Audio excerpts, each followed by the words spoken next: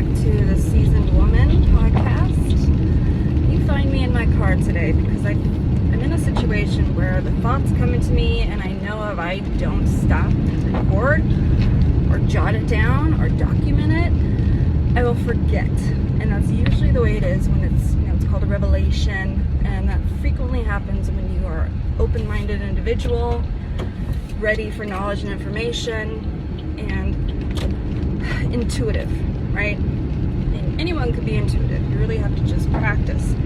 But aside from that, it's Mercury retrograde.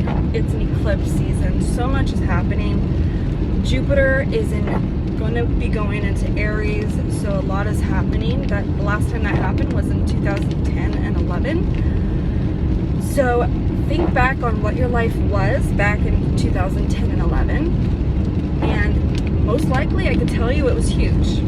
You don't have to wonder how I know that. I know that. The cosmos.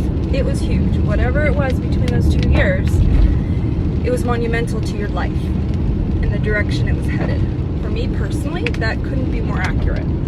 So much so that I divorced, went through a 2-year trial, and fell in love with someone else. That all was in the 2-year time frame of 10 and 11.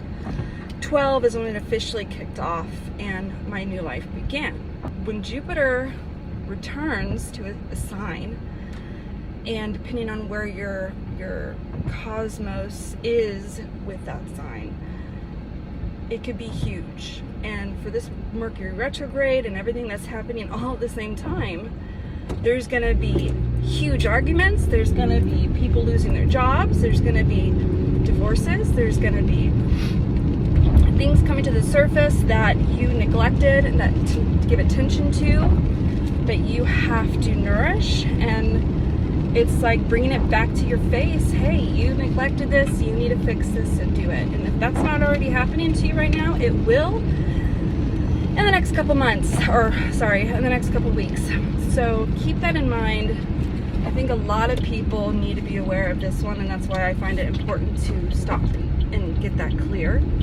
I know for me, my husband and I, we just had a huge fight that we don't usually have. This is huge, and it was happened the other day, right around this whole time, and it's no joke. And I wasn't even thinking about, like, I'm gonna start this huge, massive fight with my husband because I just want to make sure it aligns with Mercury retrograde and Jupiter going back into my sign of Aries.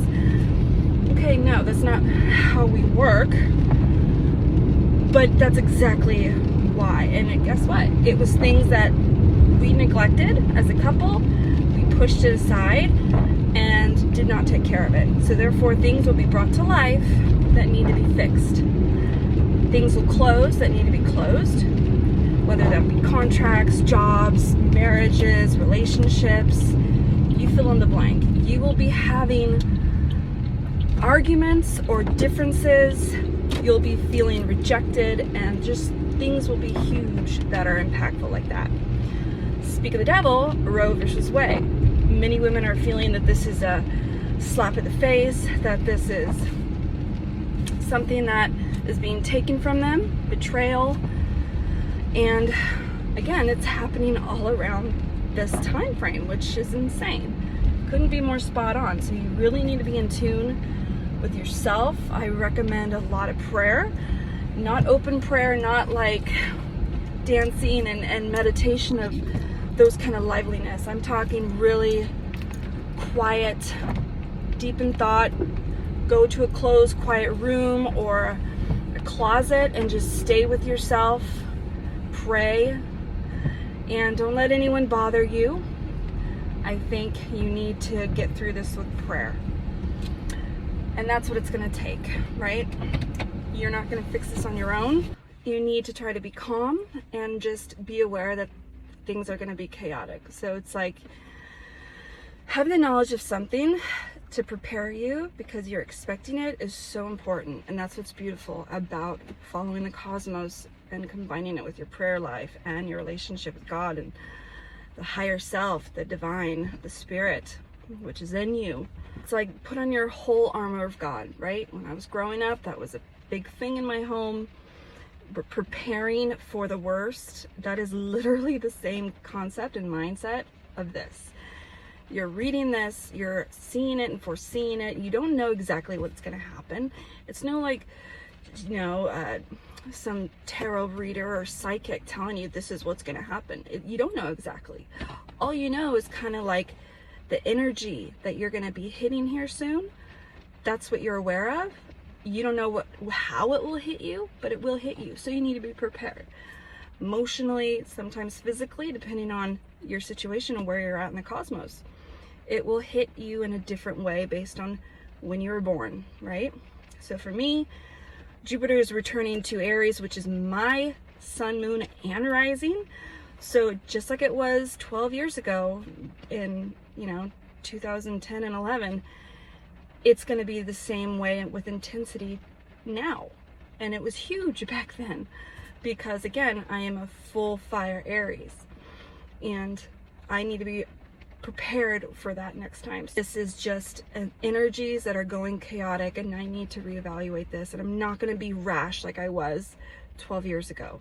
Not that that was a bad decision. Things had to end. The divorce had to happen. A new chapter had to begin, and it had to take something that huge like Jupiter in Aries for me to get my ass out and move forward. What's it going to be this time? I don't know, but I know it's going to be big, and this time I'm much more prepared. So find out where you're at in all this, because it'll hit in different parts, but just know that this is big. And if you're looking at the headlines, you could see that, and the energies and maybe dynamics of your relationships, you can kind of see that it's already beginning. So hang in there. If you believe in prayer, pray. If you believe in meditation, do that. And try to keep yourself calm, because it's going to be a roller coaster, but we're all going to get through it. Because if we do what's suggested during these times, which is to relax, be calm, and fix and not neglect things that you might have neglected before, then it will be a great experience to go through. So you have a second chance to handle these things differently than maybe you did last time.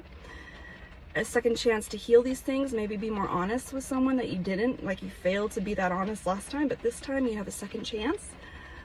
That's what the whole dynamics is of this. So best of luck to you, and hopefully this gives you a good enough heads up.